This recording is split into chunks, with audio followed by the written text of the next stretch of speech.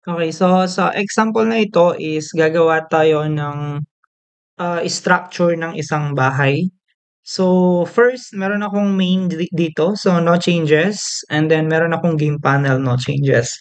I just added na yung game panel at saka yung pin component natin kung saan tayo magdodraw ng mismong bahay. So first ay magde-declare po ako dito ng G, yung variable na G natin for graphics. And then magse-set ako ng color. Then sabihin natin ang color nito ay orange. And then after that, mag-call ako ulit ng variable na G for graphics. And sabihin natin fill rec. Then sabihin natin yung X natin will be 100. Then yung ating Y will be 150 for example. Then yung width is 200. And then yung height will be 150. Okay. So next part ay gagawa naman tayo ng eto kasi ginawa natin siya as house body. Kaya rectangle yung ginamit natin. Ngayon naman, ang gagawin natin is sabihin natin gawa tayo ng roof ng pa-triangle. Okay, so lalagay natin roof triangle. Okay? So una is yung graphics natin, then set tayo ng color. So let's say for example, ang color natin is red. Oops. Yan. Then after nyan, magde-declare tayo ng array dito. Kasi kukunin natin yung point to point ng triangle na ito. So una, magde-declare ako ng data type natin. At para masabi kong array siya, obviously magde-declare tayo ng pa-close na bracket and then sabihin natin x point. So ito yung points ng x natin. Then meron tayong for example 100, 200, and 300. So okay, so una, before ko explain yan, let's declare muna yung pangalawa. Yung int, in this part naman, is yung y points natin. And then, equal natin siya. And 150 yung value niya. Tapos 50. And then 150. Okay. Oops. So, ngayon, let's explain kung paano yung program na ito.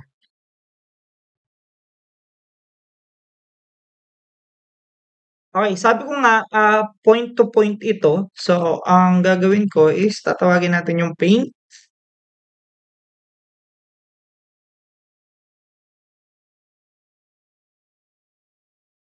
Okay, so pull out natin yung paint natin para ma-explain ko siya ng maayos sa inyo. Okay, so una, meron tayong tinatawag na point 1. Then, nandito yung pangalawa natin, point 2.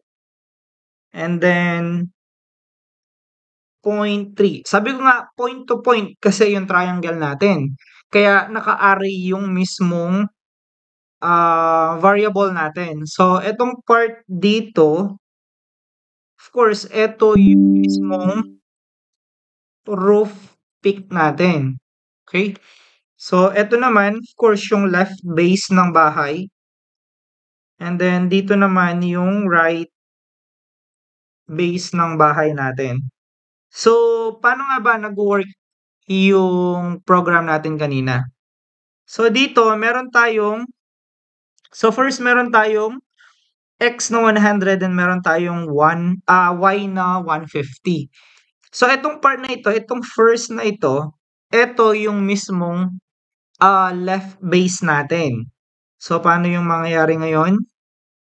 So, dito, yung P1 natin, andito yung P1. So, ang value dito is 100, 150. So, ano bang meaning nito? Ito yung X, ito naman yung Y mo. Okay? So, kumbaga guys, yung first number natin na 100, 150, ito yung starting point ng mismong line natin. So, dito ka mag-i-start ngayon. Then, of course, papunta ka sa peak 2 natin. So, position siya ng line natin na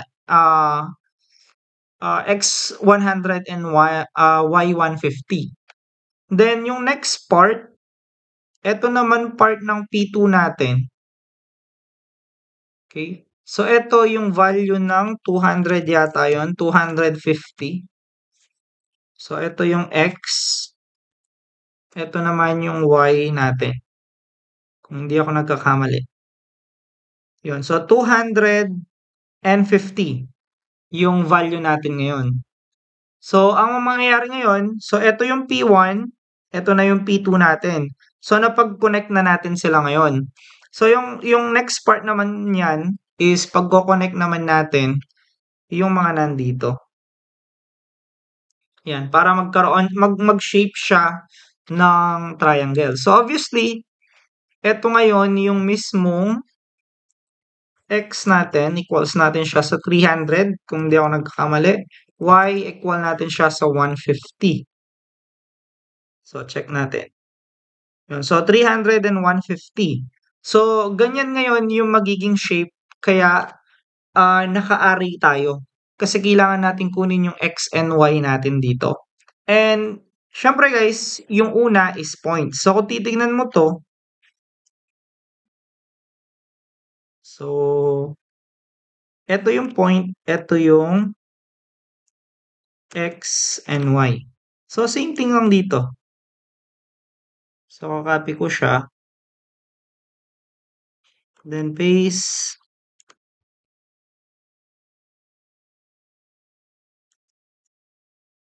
Ayan siya. Okay?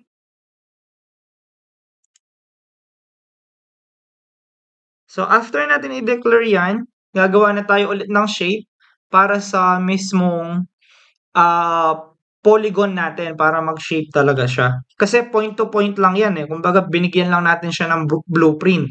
So, yung next part is g.setColor. Sabihin natin, hindi. Gagawa pala tayo ng shape.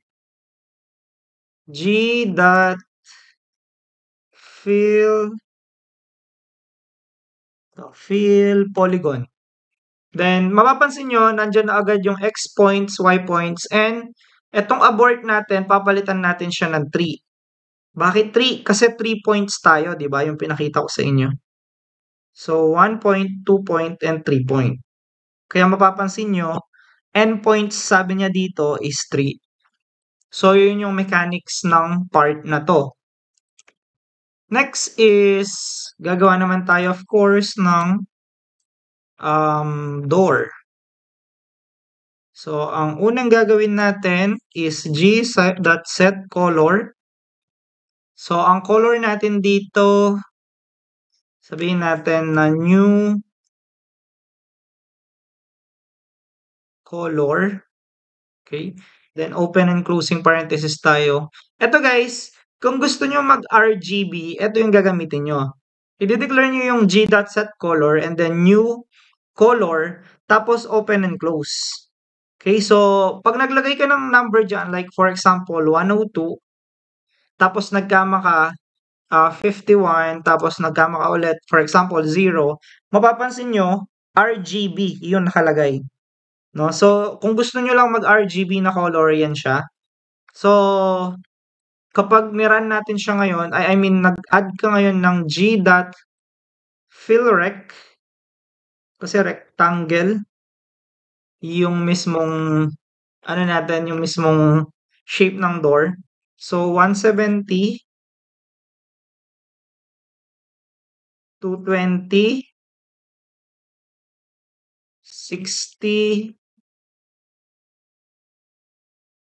80.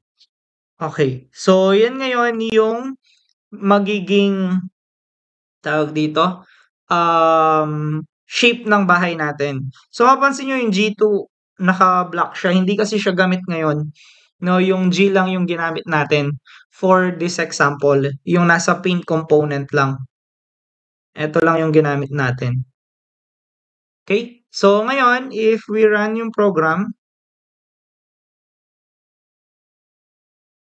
yan. So, mapapansin nyo, meron na siyang simple na bahay. So, yan yung example natin. So, you can navigate, again, you can navigate yung mga shapes, paglaruan nyo, para makuha nyo yung idea kung paano gamitin yung mga shapes na meron tayo. Mapapansin nyo, meron tayong 3 points. Point 1, point 2, and point 3. Ito yung sinasabi ko sa inyo kanina.